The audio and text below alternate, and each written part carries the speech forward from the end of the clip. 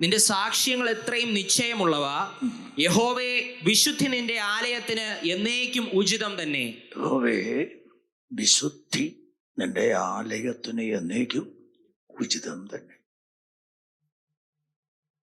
വിശുദ്ധിയുടെ ഉപദേശങ്ങൾ, പ്രമാണം പലപ്പോഴും ഇന്നത്തെ കാലഘട്ടത്തിലുള്ളവർക്ക് കേൾക്കുന്നത് തന്നെ ഇഷ്ടമില്ലാത്ത കാര്യമാണ്. എന്നാൽ കാലം എത്ര മുമ്പോട്ട് പോയാലും പരിഷ്കാരങ്ങൾ എത്ര വർദ്ധിച്ചാലും ദൈവത്തിൻ്റെ വചനത്തിന് ഒരു മാറ്റവുമില്ല. ദൈവത്തിന് മാറ്റമില്ല, ദൈവത്തിൻ്റെ വചനത്തിനും മാറ്റമില്ല. അതുകൊണ്ട് പരിഷ്കാരങ്ങൾ വരുമ്പോൾ, പുതിയ പുതിയ അപ്ഡേറ്റുകൾ വരുമ്പോൾ നമ്മളും അതിനനുസരിച്ച് അപ്ഡേറ്റ് ചെയ്ത് പോയാൽ എത്തേണ്ടടുത്ത് എത്തുകയില്ല. അവിടെ എത്തണമെങ്കിൽ നമുക്കൊരു പ്രമാണമുണ്ട്. ആ പ്രമാണത്തിന് ഒരു മാറ്റവുമില്ല. അതനുസരിച്ചാലേ അവിടെ എത്താൻ പറ്റത്തുള്ളൂ. ദൈവമക്കളോട് ദൈവവചനത്തിൻ്റെ അടിസ്ഥാനത്തിൽ ഞാൻ പറയുന്നു, ഈ കൂട്ടത്തിൽ ആരെങ്കിലും ഇവിടെയോ മുകളിലോ ഓൺലൈനിലോ എന്നെ ശ്രദ്ധിക്കുന്നു എങ്കിൽ, ദൈവമക്കളായി തീരാത്ത ആരെങ്കിലും ഇത് ശ്രദ്ധിക്കുന്നുവെങ്കിൽ, രക്ഷിക്കപ്പെട്ട് സ്നാനപ്പെട്ട് പരിശുദ്ധാത്മാവിനെ പ്രാപിച്ച് വിശുദ്ധ ജീവിതം നയിച്ച് ജീവപുസ്തകത്തിൽ പേരുള്ളവരായി ജീവന്റെ രാജ്യത്തിലെത്തുവാൻ അർഹരാകുവാൻ നിങ്ങളെ ഓർമ്മപ്പെടുത്തുകയാണ്. Price the Lord. ദൈവത്തിൻ്റെ ആലയത്തെക്കുറിച്ചാണ് നമ്മൾ വായിച്ചത്. ദൈവത്തിൻ്റെ ആലയത്തിന് വിശുദ്ധിയാണ് ഉചിതം. വിശുദ്ധിക്ക് ചേരാത്തതൊന്നും ഉചിതമല്ല. ശ്രദ്ധിക്കുക, പഴയ നിയമത്തില് ഇസ്രായേൽ ജനം മരുഭൂമിയിലൂടെ കടന്നു വരുമ്പോൾ ദൈവം ഇസ്രായേലിനോട് പറയുകയാണ്, എനിക്ക് നിങ്ങളുടെ നടുവിൽ വസിക്കണം. പുറപ്പാട് പുസ്തകം 25-ാം അധ്യായം അതിൻ്റെ 8-ാമത്തെ തിരുവെഴുത്ത് വേഗം വായിച്ച്. സോദരം, ഞാൻ അവരുടെ നടുവിൽ വസിപ്പാൻ അവർ എനിക്കൊരു വിശുദ്ധ മന്ദിരം ഉണ്ടാക്കണം. എനിക്ക് എൻ്റെ ജനത്തിൻ്റെ നടുക്ക് വസിക്കണം. ശ്രദ്ധിക്കണമേ, എനിക്ക് എൻ്റെ ജനത്തിൻ്റെ നടുക്ക് വസിക്കണം. അതിന് എന്തെങ്കിലും ഒരു മന്ദിരം ഉണ്ടാക്കാനല്ല പറഞ്ഞത്, പിന്നെ ഒരു വിശുദ്ധ മന്ദിരം ഉണ്ടാക്കണം. ശ്രദ്ധിക്കൂ, വിശുദ്ധ മന്ദിരം ഉണ്ടാക്കണം, അവിടെ നടുവിൽ വസിക്കണം. അതായിരുന്നു അന്ന് സമാഗമന കൂടാരം. അതിന് സ്തോത്രം, വിശുദ്ധ സ്ഥലം, പിന്നെ അതിപരിശുദ്ധ സ്ഥലം, ഏറ്റവും വെളിയിലുള്ളത് പ്രാകാരം. ദൈവത്തിൻ്റെ അതിപരിശുദ്ധ സ്ഥലത്ത് ദൈവത്തിൻ്റെ സാന്നിധ്യം കൊണ്ട് അത് അലങ്കരിച്ചിരുന്നു. അത് തന്നെ വലിയ മഹത്വമുള്ള വിഷയമാണ് എന്ന് ദൈവവചനം വായിക്കുന്നവർക്ക് അറിയാം. സ്തോത്രം. മുമ്പോട്ട് നമ്മൾ കടന്നു വരുമ്പോൾ ഇസ്രായേൽ മക്കള് യെരൂശലേമില് വരികയാണ്, സ്വന്തം നാട്ടിൽ വരികയാണ്. അവിടെ വരുമ്പോഴും ശലോമന് ആലയം പണിയുവാനുള്ള അനുവാദം നാഥാൻ പ്രവാചകൻ മുഖാന്തരം ദാവീദിൽ കൂടെ ആ ആലോചന ലഭിച്ചു. അവൻ ആലയം പണിതു. ആലയം പണിതപ്പോൾ അതിനും ഒരു പ്രമാണം ദൈവം കൊടുത്തിരുന്നു. പ്രമാണം. പഴയ നിയമത്തിലെ ശ്രദ്ധിക്കണം, ഇസ്രായേൽ മക്കളുടെ നടുവില് ദൈവത്തിന് വലിയ പണിയെ വസിക്കുവാൻ പണിതതായ ആലയം വിശുദ്ധ മന്ദിരമാണ്. Praise the Lord. എസെക്കിയേൽ പ്രവാചകന്റെ പുസ്തകം 43-ാം അധ്യായം 12-ാമത്തെ തിരുവെഴുത്ത് വായിക്കാം. എസെക്കിയേൽ 43:12.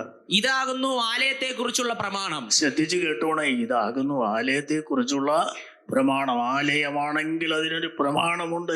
ഇതാകുന്നു ആലയത്തെ കുറിച്ചുള്ള പ്രമാണം. അടുത്ത്, പർവ്വതത്തിന്റെ മുകളിൽ അതിന്റെ അതിർത്തികൾക്കകമെല്ലാം അതിവിശുദ്ധമായിരിക്കണം. ഇതാണ് പ്രമാണം. പർവ്വതത്തിന്റെ മുകളിലാണ് ആലയം പണിതിരിക്കുന്നത്. സ്വതന്ത്രം. ആലയത്തിലും അതിന്റെ അതിർത്തിയിലും എന്തുണ്ടായിരിക്കണം? അപ്പൊ സാധാരണ വിശുദ്ധിയും പോരാ. ആലയം, അതിരിക്കുന്ന സ്ഥലം, അതിന്റെ അതിർത്തി എല്ലാം അതിവിശുദ്ധമായിരിക്കണം. പഴയ നിയമത്തിൽ ഈ ആലയത്തിന് വളരെ പ്രാധാന്യം കൊടുത്തിരുന്നു. ഞങ്ങള് യെരൂശലേമിൽ പോയപ്പോൾ അവിടെ അന്ന് ആലയത്തിന്റെ പണിയൊക്കെയാണ് നടന്നുകൊണ്ടിരിക്കുന്ന ഒരു അവസ്ഥയായിരുന്നു. അപ്പോൾ തന്നെ അതിന്റെ പരിസരമൊക്കെ ഞാനൊന്ന് വീക്ഷിച്ചു ഈ വചനപ്രകാരം. ഓഹ്, എന്തൊരു വിശുദ്ധമായിട്ടാണ് ആ പരിസരമൊക്കെ കിടക്കുന്നത്. ദൈവത്തിന്റെ ആലയം, അതിന്റെ പരിസരം ഒക്കെ അതിവിശുദ്ധമായിരിക്കണം. യേശു കർത്താവ് ലോകത്തിലായിരുന്നപ്പോൾ മർക്കോസിന്റെ സുവിശേഷം 11-ാം അധ്യായം അതിന്റെ 17-ാമത്തെ തിരുവെഴുത്ത് വായിക്കാം. പിന്നെ അവരെ ഉപദേശിച്ചു, യെസ്, എന്റെ ആലയം സകല ജാതികൾക്കും പ്രാർത്ഥനാലയം എന്ന് വിളിക്കപ്പെടുമെന്ന് എഴുതിയിരിക്കുന്നില്ലയോ? എന്റെ ആലയം സകല ജാതികൾക്കും പ്രാർത്ഥനാലയം എന്ന് എഴുതിയിരിക്കുന്നില്ലയോ? അടുത്ത്, നിങ്ങളോ അതിനെ കള്ളന്മാരുടെ ഗുഹയാക്കി തീർത്തു എന്ന് പറഞ്ഞു. നിങ്ങളോ അതിനെ കള്ളന്മാരുടെ ഗുഹയാക്കി തീർത്തിരിക്കുന്നു. യേശു കർത്താവ് ലോകത്തിലായിരുന്നപ്പോൾ അന്ന് ശലോമോൻ പണിത ആലയത്തിന് പിന്നിലായിട്ട് പിന്നെയും ആലയം ഇങ്ങനെ പിന്നെയും പുനരുദ്ധരിച്ചൊക്കെ വരികയായിരുന്നു. സെരുബ്ബാബേൽ പണിത ആലയവുമായിട്ടുള്ള ബന്ധത്തിലാണ് യേശു ജീവിച്ചിരുന്നപ്പോൾ ഉണ്ടായിരുന്നത്. ആ ആലയത്തെയും യേശു കണ്ടിട്ട് അന്ന് അതിനകത്ത് നടക്കുന്ന ശരിയല്ലാത്ത കാര്യങ്ങളെ യേശു വേദനയോടെ കണ്ടിട്ട്, എന്റെ ആലയം സകല ജാതികൾക്കും പ്രാർത്ഥനാലയമാണ്, നിങ്ങളോ അതിനെ കള്ളന്മാരുടെ ഗുഹയാക്കി തീർത്തിരിക്കുന്നു. ദൈവത്തിന്റെ ആലയത്തെ അതിനകത്തു വരുന്നവരും അതുമായി ബന്ധപ്പെട്ടവരും ഒക്കെ അശുദ്ധമാക്കി തീർക്കുകയാണ്. ആലയുമായി ബന്ധപ്പെട്ടവര്, നേരത്തെ കാര്യങ്ങൾ അറിഞ്ഞവര്, പ്രമാണം മനസ്സിലാക്കിയവര്, ഇപ്പോഴത്തെ അവസ്ഥയിൽ അവരോട് ദൈവം ചോദിക്കുന്നു. യിരെമ്യാവിന്റെ പ്രവചനം 7-ാം അധ്യായം 11-ാമത്തെ തിരുവെഴുത്ത് വായിക്കാം. സ്തോത്രം. എന്റെ നാമം വിളിച്ചിരിക്കുന്ന ഈ ആലയം, എന്റെ നാമം വിളിച്ചിരിക്കുന്ന ഈ ആലയം കള്ളന്മാരുടെ ഗുഹ എന്ന് നിങ്ങൾക്ക് തോന്നുന്നുവോ? നിങ്ങൾക്ക് അങ്ങനെ തോന്നുന്നുണ്ടോ ഇപ്പോഴേ? സ്തോത്രം. എന്റെ ആലയം അത് പ്രാർത്ഥനാലയമാണ്, വിശുദ്ധമാണ്. പക്ഷേ നിങ്ങൾക്കിപ്പോ എന്തു തോന്നുന്നു? കള്ളന്മാരുടെ ഗുഹ പോലെ തോന്നുന്നുവോ? അടുത്ത്, എനിക്കും അത് അങ്ങനെ തന്നെ തോന്നുന്നു എന്ന് യഹോവയുടെ അരുളപ്പാട്. ദൈവം പറയുകയാണ്, നിങ്ങൾക്ക് തോന്നുന്നോ ഇല്ലയോ, പക്ഷെ എനിക്കങ്ങനെ തോന്നുന്നു. ഈ പകൽക്കാലം ഇവിടെ ഇരിക്കുന്ന ദൈവമക്കളോട് ഞാനെല്ലാ പരിശുദ്ധാത്മാവ് ചോദിക്കുന്നു, ദൈവത്തിന്റെ ആലയത്തിനകത്ത് ദൈവം ഇഷ്ടപ്പെടാത്തതായി എന്തെങ്കിലുമൊക്കെ നടക്കുമ്പോൾ, സംഭവിക്കുമ്പോൾ, ദൈവത്തിന് പറയുവാനുള്ളത്, എൻ്റെ ആലയം അത് പ്രാർത്ഥനാലയമാണ്, മാത്രമല്ല എൻ്റെ ആലയത്തിന് ചുറ്റും വരെ അതിവിശുദ്ധമായിരിക്കണം. പക്ഷേ അരുതാത്തത് ആലയത്തിനകത്ത് നടക്കുമ്പോൾ അത് കള്ളന്മാരുടെ ഗുഹയായി തീരുന്നില്ലേ? നിങ്ങൾക്കത് തോന്നുന്നുണ്ടോ? എനിക്കങ്ങനെ തോന്നുന്നു. Price the Lord, hallelujah. എന്താ അങ്ങനെ പറയാനുള്ള കാര്യം? യിരെമ്യാവിന്റെ പ്രവചനം 7-ാം അധ്യായം അതിന്റെ 30-ാമത്തെ തിരുവെഴുത്ത് വായിക്കാം. ഹല്ലേലൂയ. യഹൂദാപുത്രന്മാർ എനിക്ക് അനിഷ്ടമായുള്ളത് ചെയ്ത് എന്ന് യഹോവയുടെ അരുളപ്പാട്. എനിക്ക് ഇഷ്ടമില്ലാത്തത് എന്റെ ജനം ചെയ്യുന്നു. അടുത്ത്, എന്റെ നാമം വിളിച്ചിരിക്കുന്ന ആലയത്തെ മലിനമാക്കുവാൻ തക്കവണ്ണം, എന്റെ നാമം, എന്റെ നാമം, എന്റെ ആലയം, എന്റെ നാമം വിളിച്ചിരിക്കുന്ന എന്റെ ആലയത്തെ അശുദ്ധമാക്കുവാൻ തക്കവണ്ണം. അടുത്ത്, അവർ തങ്ങളുടെ മ്ലേച്ഛ വിഗ്രഹങ്ങളെ അതിൽ പ്രതിഷ്ഠിച്ചിരിക്കുന്നു. അവർക്കിഷ്ടമുള്ള കാര്യങ്ങളെ അതിനകത്ത് പ്രതിഷ്ഠിച്ചിരിക്കുന്നു. അവർക്കിഷ്ടമുള്ളതിനെ. എന്റെ ആലയത്തെ വിശുദ്ധമായി സൂക്ഷിക്കേണ്ട സ്ഥാനത്ത്, എന്റെ ആലയത്തെ അതിവിശുദ്ധമായി പരിസരം വരെ സൂക്ഷിക്കേണ്ട സ്ഥാനത്ത് എനിക്കിഷ്ടമില്ലാത്ത കാര്യങ്ങൾ, അവർക്കിഷ്ടമുള്ളത് അതിനകത്ത് പ്രതിഷ്ഠിച്ചിരിക്കുന്നു. എല്ലാവരും ശ്രദ്ധിച്ചാട്ടെ. സ്തോത്രം. പഴയ നിയമത്തില് ദൈവത്തിന്റെ ജനമെന്ന് പറഞ്ഞാൽ, സ്തോത്രം, ദൈവം വളരെ ആധികാരികമായി പറയുന്ന ഒരു കാര്യമുണ്ട്. സ്തോത്രം. ആവർത്തന പുസ്തകം 14-ാം അധ്യായം 2-ാമത്തെ തിരുവെഴുത്ത് വായിക്കാം. നിന്റെ ദൈവമായ യഹോവയ്ക്ക് നീ വിശുദ്ധ ജനമല്ലോ. ഇസ്രായേൽ മക്കളോട് അഥവാ ദൈവജനത്തോട് പറയണം, നിന്റെ ദൈവമായ യഹോവയ്ക്ക് നീ വിശുദ്ധ ജനമാണ്. അടുത്ത് ഭൂതലത്തിലുള്ള സകല ജാതികളും വെച്ച് ഭൂതലത്തിലുള്ള സകല ജാതികളിലും വെച്ച് തനിക്ക് സ്വന്തം ജനമായിരിക്കുവാൻ യഹോവ നിന്നെ തിരഞ്ഞെടുത്തിരിക്കുന്നു. തനിക്ക് സ്വന്തം ജനമായിരിക്കാൻ യഹോവ ഇസ്രായേൽ ജനത്തെ തിരഞ്ഞെടുത്തിരിക്കുന്നു. ഇനി എന്നെ ശ്രദ്ധിക്കൂ, ഇവരെ ഇങ്ങനെ തിരഞ്ഞെടുത്ത് വേർതിരിച്ച് നിർത്തുമ്പോൾ അവർക്ക് അവരുടെ ശരീരത്തിൽ ഒരു അടയാളം കൊടുത്തിട്ടാണ് ദൈവത്തിനായി വേർതിരിക്കപ്പെട്ട ജനമെന്ന് വെളിപ്പെടുന്നത്.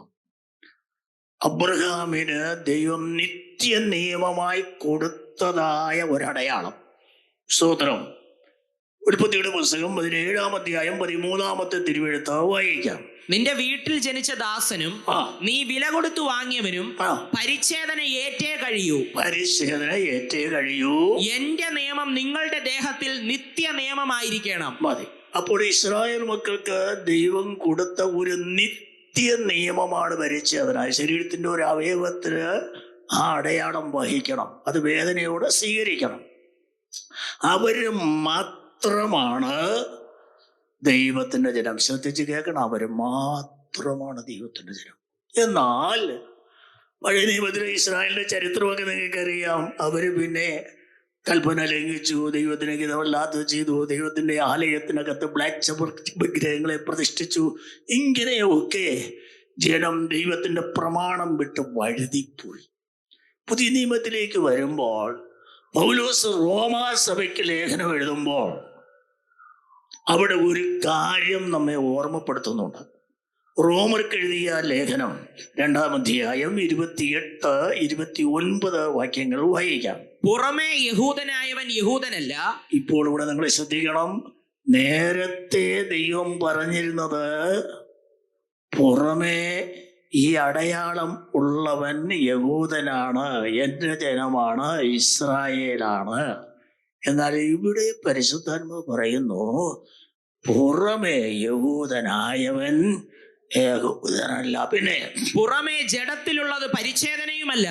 പുറമേ ജഡത്തിലൊരു ഭാഗം ഇങ്ങനെ പരിച്ഛേദന ചെയ്തിട്ട് എല്ലാം ആയെന്ന് പറഞ്ഞുകൊണ്ട് നടക്കുന്നത് ശരിക്കും പരിച്ഛേദനയും അല്ല. അടുത്ത് അകമേ യഹൂദനായവനത്രേ യഹൂദൻ. അകമേ യഹൂദനായവനത്രേ യഹൂദൻ. അടുത്ത ഭാഗം വായിച്ചോ.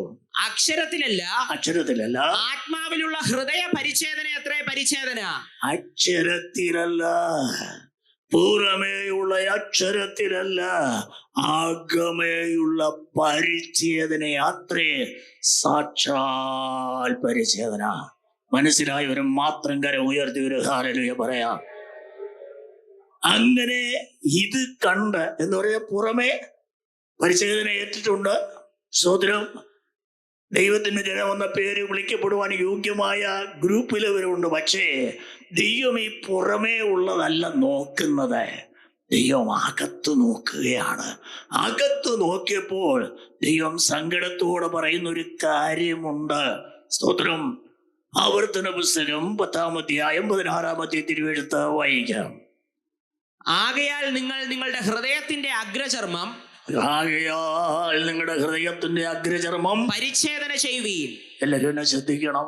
ഇസ്രായേൽ മക്കളോട് ഒടുവിൽ ദൈവം വളരെ കട്ടിയായിട്ട് പറയുകയാണ്, പുറമേ നിങ്ങള് സോദരം അഗ്രചർമ്മം പരിച്ഛേദന ചെയ്തിട്ട് ഞാൻ ഇസ്രായേലാണെന്ന് അഭിമാനിച്ചുകൊണ്ട് നടക്കുമ്പോൾ തന്നെ എൻ്റെ ആലയം ആയിരിക്കണ നിങ്ങളുടെയൊക്കെ അകത്ത് മ്ലേച്ഛ വിഗ്രഹങ്ങൾ ഇരിക്കുകയാണ്.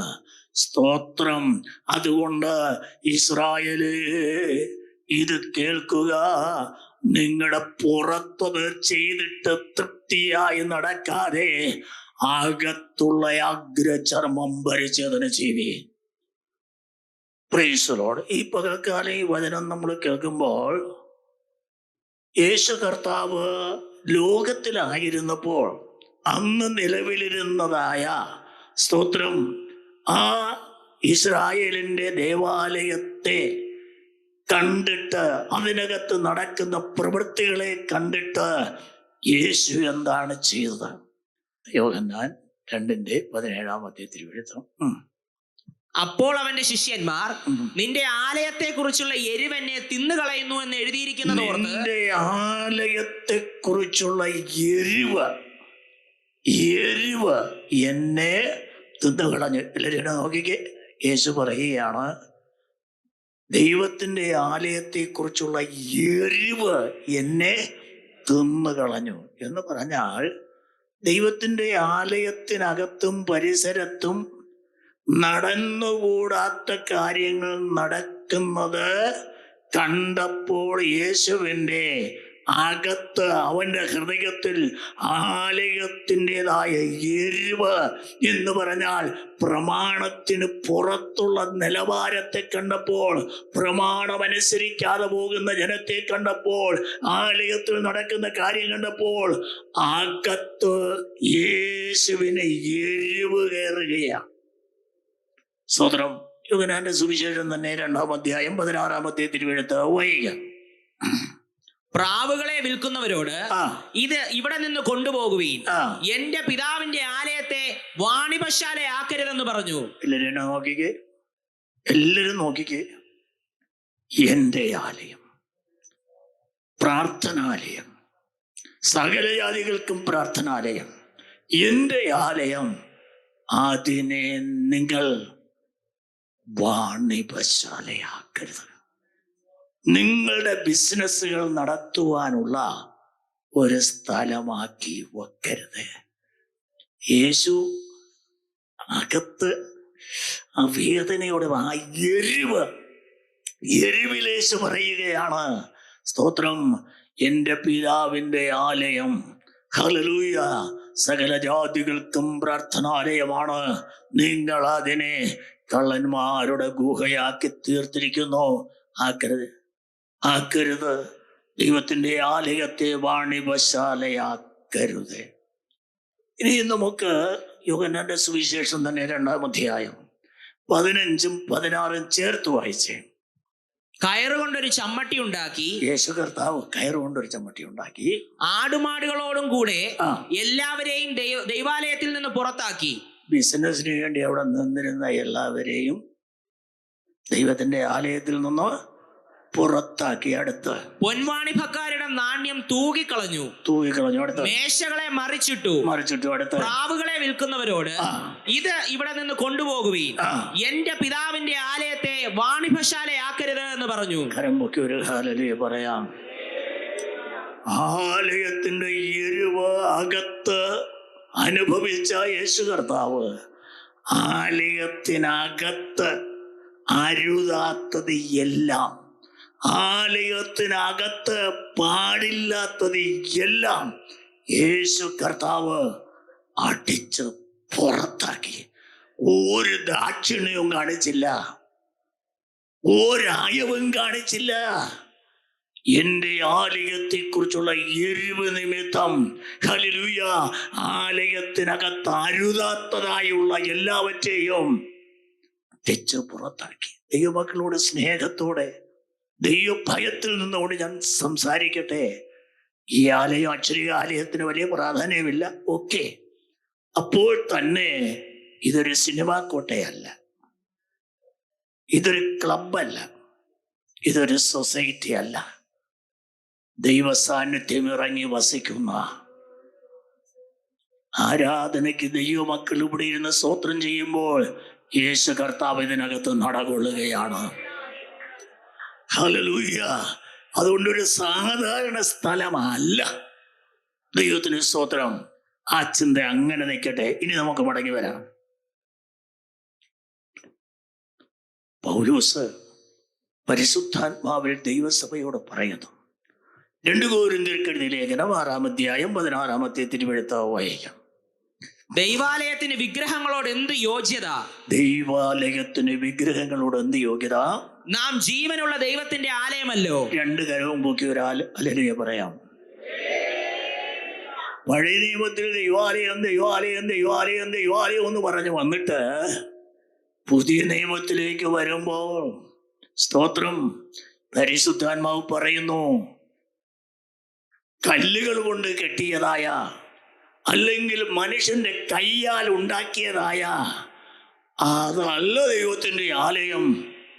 നിങ്ങൾ ജീവനുള്ള ദൈവത്തിന്റെ ആലയമാണ്. നിങ്ങൾ ജീവനുള്ള ദൈവത്തിന്റെ ആലയമാണ്. ഈ ജീവനുള്ള ദൈവത്തിന്റെ ആലയമായ നിങ്ങളുടെ അകത്തും നിങ്ങൾ പാർക്കുന്നിടത്തും പ്രമാണം അനുവദിക്കാത്തതൊന്നും ഉണ്ടായിരിക്കരുത്. കുഞ്ഞുങ്ങളെ, നിങ്ങൾ പഠിക്കുന്ന സ്കൂളിലായാലും കോളേജിലായാലും നിങ്ങളൊരു കാര്യം ഓർത്തോണം. രക്ഷിക്കപ്പെട്ടവരാണോ? സ്നാനപ്പെട്ടവരാണോ? പന്തക്കോസ്തിനകത്ത് ആരാധനയ്ക്ക് പോകുന്നവരാണോ? ഓർപ്പിക്കട്ടെ, നിങ്ങൾ പോരാ, നീ ജീവനുള്ള ദൈവത്തിന്റെ ആലയമാണ്. നീ ജീവനുള്ള ദൈവത്തിന്റെ ആലയമാണ്. ദൈവത്തിന് ഹിതമല്ലാത്ത, ദൈവം ഇഷ്ടപ്പെടാത്ത ഒരു സ്വഭാവങ്ങളും ഒരു പാപങ്ങളും ഒരു അശുദ്ധികളും നിന്റെ ജീവിതത്തിൽ അകത്തും അരുത്, പുറത്തും അരുത്. നിന്റെ ഉടുപ്പായാലും നിന്റെ നടപ്പായാലും നിന്റെ രഹസ്യ ജീവിതമായാലും പരസ്യ ജീവിതമായാലും നിന്റെ ഉടയവൻ അതിഷ്ടമായിരിക്കണം. മനസ്സിലായൊരു മാത്രം കരം പൊക്കി ഒരു ഹല്ലേലൂയ പറയാം. ഹല്ലേലൂയ, സ്തോത്രം. പഴയ നിയമത്തിൽ നമ്മൾ പഠിക്കുമ്പോൾ ഒരു പ്രധാനപ്പെട്ട കാര്യം അവിടെ ശലോമോൻ പണിത ദേവാലയത്തോടുള്ള ബന്ധത്തിൽ തന്നെ പറയുന്നുണ്ട്. 1 ദിനവൃത്താന്തങ്ങളുടെ പുസ്തകം 29-ാം അധ്യായം 1-ാം വാക്യത്തിന് 4-ാം ഭാഗം ഒന്ന് നോക്കി വായിക്കാമോ? മന്ദിരം മനുഷ്യനല്ല, യഹോവയായ ദൈവത്തിനത്രേ. മതി, എല്ലാവരും നോക്കിക്ക്. മന്ദിരം മനുഷ്യനല്ല, യഹോവയായ പഴയ നിയമത്തിൽ പണിതതായ ശലോമോന്റെ ദേവാലയം ദൈവം പറഞ്ഞതനുസരിച്ച് പണിതതാണ്. പണിത് കഴിഞ്ഞപ്പോൾ ശലോമോൻ തന്നെ പറയുന്ന കാര്യമാണ്, ഈ മന്ദിരം മനുഷ്യനല്ല, യഹോവയായ ദൈവത്തിന്. അങ്ങനെയെങ്കിൽ ഇന്ന് ദൈവം വസിക്കുന്ന, അന്ന് സാന്നിധ്യമാണ് ഇറങ്ങി വസിക്കുന്നത്, ഇന്ന് ആ ദൈവം ഇറങ്ങി വസിക്കുന്ന ഹല്ലേലൂയ ജീവനുള്ള ദൈവത്തിന്റെ ജീവനുള്ള ആലയങ്ങളാണ് ഈ ഇരിക്കുന്നത്. ഹല്ലേലൂയ. 1 കൊരിന്ത്യർക്ക് എഴുതിയ ലേഖനം 3-ാം അധ്യായം 16-17 വാക്യങ്ങൾ വേഗം വായിക്കാം. Price the Lord. ഹല്ലേലൂയ. നിങ്ങൾ ദൈവത്തിന്റെ മന്ദിരമെന്നും ദൈവത്തിന്റെ ആത്മാവ് നിങ്ങളിൽ വസിക്കുന്നു എന്നും അറിയുന്നില്ലയോ? ദൈവത്തിന്റെ ആത്മാവ് നിങ്ങളിൽ വസിക്കുന്നു എന്ന് നിങ്ങൾ അറിയുന്നില്ലയോ? അടുത്ത, ദൈവത്തിന്റെ മന്ദിരം നശിപ്പിക്കുന്നവനെ. എല്ലാവരും നോക്കിക്കേ, ഇത് ദൈവത്തിന്റെ മന്ദിരമാണ്. പഴയ നിയമത്തിൽ കട്ട കൊണ്ടും അല്ലെങ്കിൽ മരം കൊണ്ടും ഒക്കെ ഉണ്ടാക്കിയതായിരുന്നു ദൈവത്തിന്റെ ആലയം. എന്നാൽ പുതിയ നിയമത്തിൽ ഇവിടെ ഇരിക്കുന്ന ഓരോരുത്തരും ജീവനുള്ള ദൈവത്തിന്റെ ജീവനുള്ള ആലയമാണ്. ഈ ആലയത്തിനകത്തും പുറത്തും പ്രമാണം അനുവദിക്കാത്തത് ഒന്നും അരുതേ. മനസ്സിലായവർക്ക് ഒരു ഹല്ലേലൂയ പറയാമോ? Price the Lord. അടുത്ത ഭാഗം. ദൈവത്തിന്റെ മന്ദിരം നശിപ്പിക്കുന്നവനെ ദൈവം നശിപ്പിക്കും. ദൈവം വസിക്കാനുള്ള ഈ ആലയത്തില് ദൈവത്തിന് ഇഷ്ടമില്ലാത്ത കാര്യങ്ങളൊക്കെ നിങ്ങൾ ഒപ്പിച്ചാൽ, മക്കളൊക്കെ കേട്ടോണം, നിങ്ങളുടെ അകത്തും നിങ്ങളുടെ പുറത്തും ദൈവത്തിന് ഇഷ്ടമില്ലാത്തത് നിങ്ങൾ എവിടെയായിരുന്നാലും ശരി, വല്ലതും ഒക്കെ നിങ്ങളുടെ ജീവിതത്തിൽ രഹസ്യമായിട്ടോ അല്ലാതെയോ ഉണ്ടെങ്കിൽ, സ്തോത്രം, ഓർത്തോണം ഈ വാക്യം. ഇത് ദൈവത്തിന്റെ ആലയമാണ്. ദൈവത്തിന്റെ ആലയത്തെ നശിപ്പിക്കുന്നവനെ ഭയത്തോടെയാണ് ആ വാക്ക് പറയുന്നത്. ഭയപ്പെടുക. അടുത്ത ഭാഗം. ദൈവത്തിന്റെ മന്ദിരം വിശുദ്ധമല്ലോ. ദൈവത്തിന്റെ മന്ദിരം അത് പഴയ നിയമമാണെന്ന് പറഞ്ഞു വേണമെങ്കിൽ നമുക്ക് തള്ളിക്കളയാം. കാരണം നമ്മൾ വായിച്ചു തുടങ്ങിയ വാക്യം ഓർമ്മയുണ്ടല്ലോ, ദൈവത്തിന്റെ ആലയത്തിന് വിശുദ്ധി ഉചിതം തന്നെ. ദൈവത്തിന്റെ ആലയം വിശുദ്ധമാണ്. പക്ഷെ അടുത്ത ഭാഗം അതെല്ലാവരും ഒന്ന് നോക്കിക്കേ. നിങ്ങളും അങ്ങനെ തന്നെ. കണ്ടോ? അത് ശ്രദ്ധിച്ചോ? ദൈവത്തിന്റെ ആലയം വിശുദ്ധമാണ്, ദൈവത്തിന്റെ മന്ദിരം വിശുദ്ധമാണ്. നിങ്ങളും അങ്ങനെ തന്നെ. ദൈവത്തിന് ഇഷ്ടമില്ലാത്തത്, ദൈവം വെറുക്കുന്നത്, ദൈവത്തിന് അകത്തിരിപ്പാൻ ശ്വാസം മുട്ടിക്കുന്നത്, ദൈവത്തിന് ഇറങ്ങിപ്പോകേണ്ടി വരുന്നതായ ഒന്നും നിങ്ങളുടെ ജീവിതത്തിൽ അകത്താകട്ടെ പുറത്താകട്ടെ, രഹസ്യമാകട്ടെ പരസ്യമാകട്ടെ, നിങ്ങളുടെ ജീവിതത്തിൽ ഉണ്ടാകരുത്. ആലയത്തെക്കുറിച്ച് എരിവുള്ള കർത്താവ്, ആലയത്തെക്കുറിച്ച് എരിവുള്ള കർത്താവ് അന്ന് ഒരു ചമ്മട്ടി ഉണ്ടാക്കി. പ്രീസുകളോട് ഹല്ലേലൂയ. യോഹന്നാൻ 2:16 വാക്യം ഒന്നും കൂടെ വായിച്ച്. 16 അല്ല 15. യോഹന്നാൻ 2:15. കയറുകൊണ്ടൊരു ചമ്മട്ടി ഉണ്ടാക്കി ആടുമാടുകളോടുകൂടെ. ബാക്കിയൊക്കെ നമുക്കറിയാമല്ലോ. കയറുകൊണ്ടൊരു ചമ്മട്ടി ഉണ്ടാക്കി. ഇന്ന് പകലെ ഇവിടെ ഇരിക്കുന്നവരോട്, ഈ വചനം കേൾക്കുന്നവരോട് സ്നേഹത്തിന്റെ ആത്മാവിൽ ഓർപ്പിക്കുന്നു. പരിശുദ്ധാത്മാവ് സോദരൻ എന്ന കയറിലെ ദൈവവചനം എന്ന ചമ്മട്ടി ഉണ്ടാക്കിയിട്ട് ഇവിടെ ഓങ്ങി പിടിക്കുകയാണ്. മനസ്സിലായെന്ന് തോന്നുന്നു. ദൈവത്തിന്റെ പരിശുദ്ധാത്മാവെന്ന കയറില് ദൈവത്തിന്റെ വചനം അവൻ കെട്ടിയിട്ടുകൊണ്ട് അതിനെ ഓങ്ങി അടിക്കുകയാണ്. എന്തിന്? ആലയം വിശുദ്ധമാകുവാൻ, പുറത്താക്കേണ്ടതിനെ പുറത്താക്കുവാൻ. ഇന്ന് രാത്പകൽക്കാലം നിങ്ങളുടെ അകമറിയുന്നതെയോ, നിങ്ങളുടെ പുറമറിയുന്നതെയോ, നിങ്ങളുടെ ജീവിതത്തിന്റെ രഹസ്യം അറിയുന്ന ദൈവം, നിങ്ങളുടെ ജീവിതത്തിന്റെ പരസ്യം അറിയുന്ന ദൈവം. ഹല്ലേലൂയ. ഈ പരിശുദ്ധാത്മാവ് ചമ്മട്ടി ഉപയോഗിച്ച് ശക്തമായി അടിക്കുമ്പോൾ വിട്ടുകൊടുക്കുവാൻ, പുറത്താക്കുവാൻ എത്ര പേർ മനസ്സ് വെക്കും?